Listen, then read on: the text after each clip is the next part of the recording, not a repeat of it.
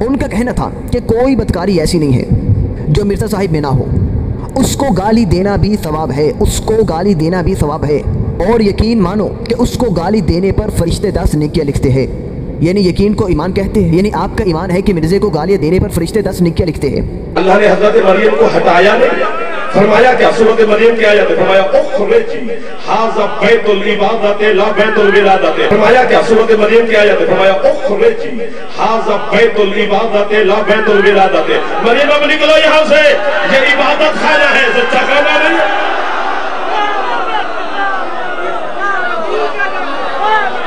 آج شاید مجھے اس موضوع پر گفتگو نہ کرنی پڑتی، مگر کیا کروں، حالات کے پیش نظر مجبور ہوں۔ دیکھیے یہ کتابت کا معیار نہیں ہے کہ لوگ آپ کی تقریر سن کر گدوں کی طرح بدکنے لگے۔ جھکتے اور گانوں پر واہ واہ کرنے والے مراسی لوگ کب سے قرآن کو ان برائیوں سے کمپیئر کرنے لگے، اور دوسری طرف مومن کا قرآن سن کر ایمان بڑھ جاتا ہے، آنکھوں سے آنسوؤں کی برسات شروع ہو جاتی ہے، اور جب بھی کوئی ایسی آیت پڑھتے ہیں سنتے ہیں کہ جو شاید انہیں ایمان کے آخری لیول پر لے جاتی ہے، تو ان کی زبان پر سبحان اللہ، اللہ اکبر، لا الہ الا اللہ جاری ہو جاتا ہے، نہ کہ واہ واہ۔ مگر افسوس کی بات تو یہ ہے کہ ہم خود مراسی بن گئے ہیں، ممبر پر بیٹھ کر قرآن و حدیث کی غلط تعویلات کر کے مراسیوں کی طرح، جس طرح وہ جھکتے مار مار کر لوگوں سے داد وصول کرتے ہیں، ہم قرآن کی غلط تعویلات کر کے کہ جس سے لوگوں کے ایمان کو ٹھیس پہنچے اور شیطان پھر ان کو اچکل دے کہ اس جملے پر وہ ضرور بولے۔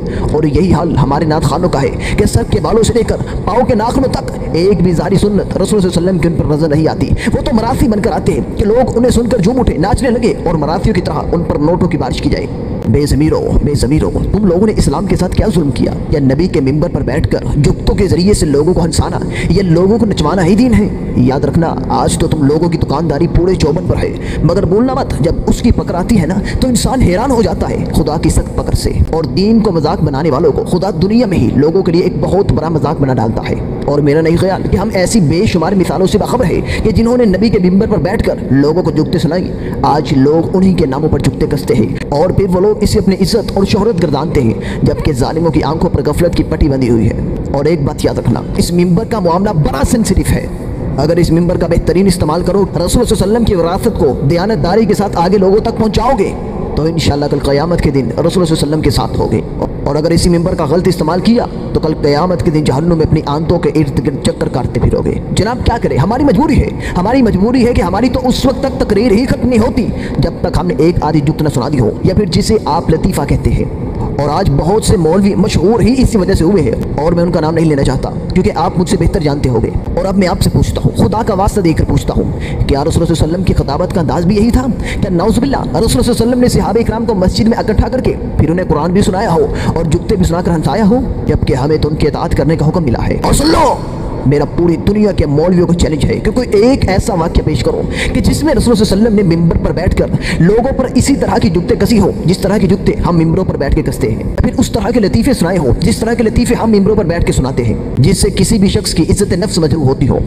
کیا رسول اللہ صلی اللہ علیہ وسلم نے ساس اور بہو کے رشتوں پر لطیفے سنائے ہیں؟ اور یہاں مولوی پر جھکتے کستا ہے، اس کی بیوی پر، اس کے بچوں پر، سیاستدانوں پر جھکتے، حالات کے تنازع پر جھکتے، وہ بھی نبی کے ممبر پر بیٹھ کر۔ بڑے افسوس کی بات ہے، ہاں کبھی کبھار کسی حقیقت کو ایسے انداز میں بیان کرے کہ جس سے لوگوں کے چہروں پر مسکراہٹ ظاہر ہو۔ اور آپ کو معلوم ہونا چاہیے کہ جھکت بھی ایک جھوٹ ہے، اسی طرح جس طرح لطیفے ہیں جس کا حقیقت سے کوئی تعلق نہیں ہے، جو کسی نے بیٹھے بیٹھے کر لیے اور یوں ہی وہ مشہور ہو گئے۔ رسول اللہ صلی اللہ علیہ وسلم بھی صحابہ اکرام کے ساتھ کبھی کبھار مسکرا دیا کرتے تھے، مگر آپ نے کبھی جھوٹ بول کر نعوذ باللہ صحابہ اکرام کو نہیں ہنسایا۔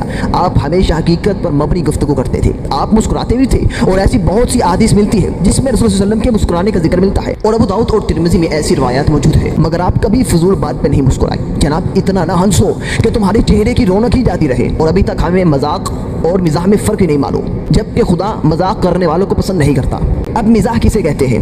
کسی حقیقت کو ایسے انداز میں بیان کرنا کہ جو سامعین کے لیے مسکراہٹ کا باعث ہو مگر اس میں جھوٹ نہ پایا گیا ہو۔ جس طرح رسول اللہ صلی اللہ علیہ وسلم نے بتلایا جس طرح بری عورت جنت میں نہیں جائے گی، اس کو جوان کر کے جنت میں لے جایا جائے گا۔ اب یہ انداز مسکراہٹ کا باعث تھا مگر حقیقت پر مبنی بھی تھا۔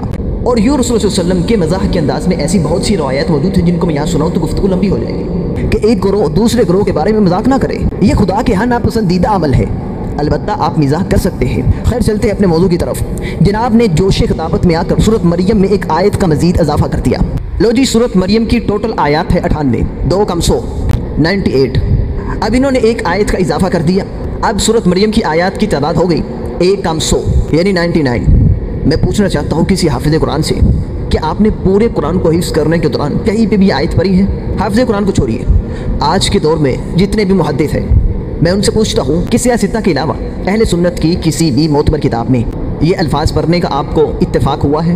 اور پھر بڑے معصومانہ لہجے میں فرما دیا کہ جوش خطابت میں آ کر روایت کی جگہ آیت پڑھ دیا، اور جناب سے یہی غلطی پہلی دفعہ نہیں، اس سے پہلے بھی 2 دفعہ ہو چکی ہے، اور الحمدللہ اس کے ثبوت ہمارے پاس موجود ہے۔ اور میں اکثر ہی بات کہا کرتا ہوں جناب، ایسی غلطیاں جوش خطابت میں آ کر نہیں ہوتی، بلکہ جو نشہ کر کے آپ مجلس میں آتے ہو جس سے آپ کی دماغی حالت ڈسٹرب ہو جاتی ہے، یہ اس نشے کا ہی کمال ہے۔ ہم آپ کی اس غلطی کو تسلیم کرتے اگرچہ سزا جزا کا مالک خدا ہے، مگر تب جب آپ یہ غلطی پہلی دفعہ کرتے گویا آپ تو یہ جوش خطابت میں آ کر غلطی کا سرزد ہونا نہیں بلکہ جان بوجھ کر قرآن میں تحریف کرنا ہے، کمی یا زیادتی کرنا ہے۔ پہلے تو آپ نے قرآن کے 10 پارے ہی پڑھا دیے، اب قرآن کی آیتیں پڑھانی شروع کر دی ہیں۔ جناب آپ کس قرآن کے ماننے والے ہو؟ اور قرآن نے تو 1450 سال پہلے بھی چیلنج کیا تھا کہ ایک آیت ہی اس جیسی بنا لاؤ اگر تم سچے ہو۔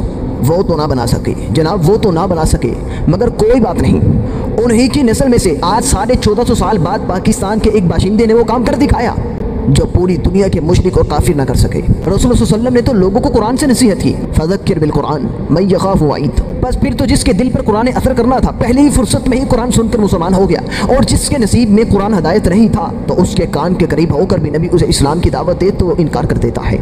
کاش اگر تم نے لوگوں کو قرآن سنایا ہوتا، اور شاید میں یہ جملہ غلط بول گیا، لوگوں کو سنانا تو دور کی بات ہے، مجھے تو لگتا ہے یہ خود قرآن نہیں پڑھے، اور جب وائس خود قرآن کی تعلیمات سے ناآشنا ہو تو پھر آیتوں کا اضافہ یا کمی یہ تو ہوگا، کیونکہ جاہل جاہلوں سے خطاب کر رہا ہے، اور پورے مجمع میں کوئی ایک بھی ایسا شخص کھڑا نہیں ہوا کہ جناب یہ آیت قرآن میں کہا ہے، بلکہ الٹا وہ تو داد دے رہے ہیں۔ میں پھر کہوں گا کاش کہ تمہاری قوم نے قرآن کو پڑھا ہوتا، اس قرآن کو حفظ کیا ہوتا تو اللہ کی قسم آج تمہاری مجلسیں بند ہوتی، کیونکہ جناب کو قرآن بھی نہیں پڑھنا آتا۔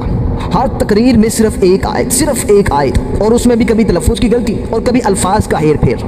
خیر خطیب اور عوام کا تو یہی حال ہے کہ اندھوں میں کانا راجا۔ اتنا بڑا قرآن کے بارے میں تحریفانہ جملہ ایک بار نہیں 3 مختلف مقامات پر دہرانا میرا نہیں خیال کہ جوش خطابت کی وجہ سے ہو۔ ممکن ہے کہ آپ لوگوں کو باور کروانا چاہتے ہو کہ یہ اس 40 پاروں والے قرآن کی آیت تھی کہ جس کو بکری کھا گئی، لہذا خدا نے آپ کے حافظے کو تقویت دی اور 1450 سال بعد وہ آیت آپ تک محفوظ پہنچ گئی، جس کو ابوبکر صدیق رضی اللہ تعالیٰ عنہ نے جلا دیا، عمر فاروق رضی اللہ تعالیٰ عنہ نے اسے شمار ہی نہیں کیا، وغیرہ وغیرہ۔ اب جب اتنی بڑی غلطی کر لی تو عوام سے معافی مانگی جا رہی ہے۔ جناب معافی اس سے مانگو کہ جس کے بابرکت کلام میں تم نے اضافہ کرنے کی ناپاک کوششیں کی ہے۔ خدا سے ڈرو، ورنہ یاد رکھنا یہ قرآن جہاں انسان کے لیے افضلیت کا حامل ہے تو وہاں انسان کی ہلاکت کا ایک بہت بڑا ذریعہ ہے۔ اور چونکہ مسلم کی روایت ہے کہ رسول اللہ صلی اللہ علیہ وسلم نے فرمایا ان اللہ یرفع بهذا الكتاب اقواما ويضع به آخرین، کہ بے شک اللہ تبارک و تعالیٰ اس کتاب کے ذریعے بعض لوگوں کو غلبہ اور عروج عطا فرماتے ہیں اور بعض لوگوں کو ذلیل اور رسوا کرتے ہیں، اور میرا نہیں خیال کہ لوگ ان سے کم تر ہیں، بلکہ ان لوگوں نے قرآن کی تعریفات میں یہود و نصارہ کو بھی پیچھے چھوڑ دیا۔ اور رہ گئی بات حضرت مریم کی کہ کس طرح ظالم ان کی توہین کر رہا ہے، کہ خدا نے کہا نکل جا یہاں سے، کیوں؟ یہ گھر پاک ہے اور تو اس وقت ناپاک ہے، یہ عبادت کرنے کی جگہ ہے، بچہ پیدا کرنے کی نہیں۔ تو جناب سے میں نے پہلے بھی پوچھا تھا اور اس پر میں تفصیل سے گفتگو کر چکا ہوں کہ جب یہ خدا کا گھر تھا جو عبادت کی جگہ تھی نہ کہ بچہ پیدا کرنے کی، تو کعبۃ اللہ تو شاید اس سے افضلیت کا حامل ہوگا۔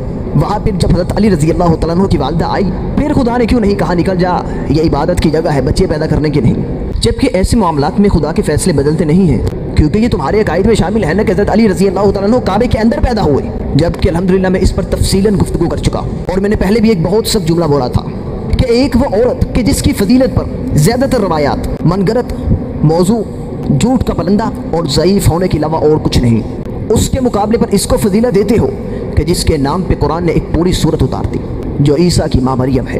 خیر فاطمہ بنت اسد کے موضوع جو شاید آپ کے لیے دل آزاری کا باعث ہو، میں اس موضوع کو وہیں پہ چھوڑ دیتا ہوں جہاں پہ میں نے چھوڑا تھا، ورنہ الحمدللہ اگر اس موضوع پہ بحث کر رہے ہیں تو ہمارے پاس دلائل پکے ہیں۔ اچھا یہ تو تھی ایک ظالم جاہل اور مشرک کی بات، اور میں یہ بھی کہا کرتا ہوں کہ ہر مذہب میں ہر مسلک میں ایسے خطبات ضرور ہوتے ہیں کہ جو جوش خطابت میں آ کر بہت غلط بیانی کر جاتے ہیں۔ مثلا ایک بہت ہی معروف خطیب ہے، وہ بھی شاید جوش خطابت میں آ کر اپنی زبان سے ایسے الفاظ ادا کر کے کہ جو شاید انہیں ادا نہیں کرنے چاہیے تھے۔ ان کا کہنا تھا کہ کوئی بدکاری ایسی نہیں ہے جو مرزا صاحب میں نہ ہو، اس کو گالی دینا بھی ثواب ہے، اس کو گالی دینا بھی ثواب ہے، اور یقین مانو کہ اس کو گالی دینے پر فرشتے 10 نیکیاں لکھتے ہیں۔ یعنی یقین کو ایمان کہتے ہیں، یعنی آپ کا ایمان ہے کہ مرزے کو گالیاں دینے پر فرشتے 10 نیکیاں لکھتے ہیں، جبکہ ہمارے ایمان میں یہ بات شامل نہیں ہے۔ جناب مرزا صاحب سے اختلاف اپنی جگہ، اور شاید جتنا میں مرزا صاحب سے اختلاف رکھتا ہوں کوئی اور رکھے، اور اس اختلاف کی شدت کا یہ کہ میں نے تو اب ان کے بارے میں گفتگو کرنا ہی چھوڑ دی ہے کہ وہ حق سے پیرا ہوا ایک شخص، اس کے علاوہ کچھ نہیں ہے، لیکن آج تک میں نے اس کے خلاف کبھی ایسی زبان استعمال نہیں کی کہ جس کی مجھے اسلام نے اجازت نہ دی ہو۔ ہاں جب ہم نے جھوٹے گستاخ اور بےایمان شخص پر لعنت کر دی ہے تو جناب ایسی زبان استعمال کرنے کا کیا فائدہ؟ بھائی قرآن میں بھی تو اللہ تبارک و تعالیٰ نے اپنے سب سے بڑے اور ذلیل دشمن پر بھی لعنت ہی بھیجی ہے نا۔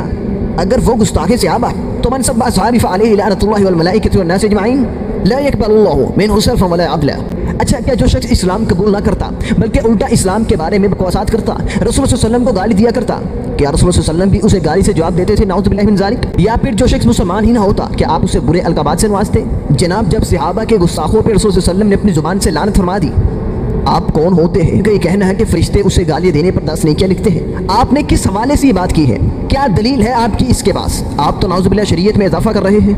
اگرچہ وہ شخص جاہل اور گستاخ ہے اور آپ کے نزدیک اگر وہ کافر زندیق مشرک بھی ہے، جبکہ مجھے نہیں معلوم وہ جو بھی ہے، مگر آپ تو مسلمان ہیں نا۔ میں پھر کہوں گا اختلاف ہونا چاہیے، ضرور ہونا چاہیے، مگر اختلاف کی عزت میں آ کر کسی کی عزت نفس کو مجروح کرنا یہ خدا کے ہاں قابل معافی جرم ہے۔ ہمیں اسلام نے گالی دینے سے منع کیا، اور بھائی پہلے ہی یہ امت بہت بری روش اختیار کر چکی ہے، اب آپ انہیں گالی سکھاؤ گے؟ بڑے افسوس کی بات ہے۔ ٹھیک ہے وہ ظالم ہے، جاہل ہے، صحابہ کرام کا گستاخ ہے، جب نبی نے اپنے گستاخوں پہ لعنت بھیج دی ہے تو ہمیں اس سے آگے کے سٹیپ لینے کی کیا ضرورت ہے؟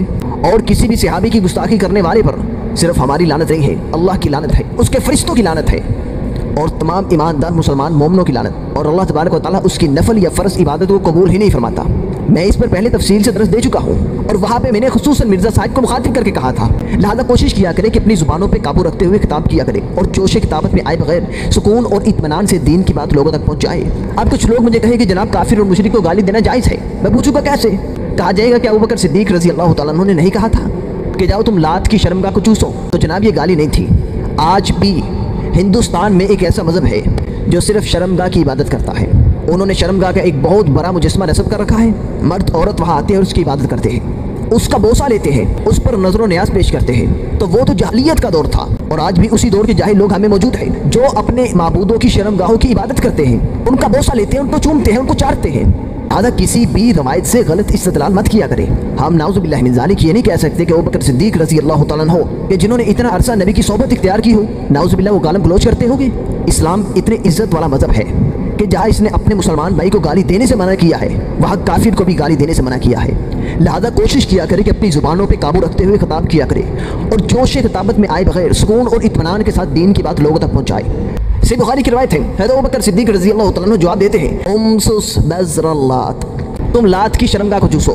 اب کچھ اہل علم کا کہنا ہے کہ لفظ بزرا اس کے دو معنی ہیں، ایک اس کا مطلب یہ ہے کہ شرمگاہ کا ابھرا ہوا حصہ، اور دوسرا اس کا مطلب یہ ہے کہ ہونٹوں کے درمیان ابھرا ہوا حصہ۔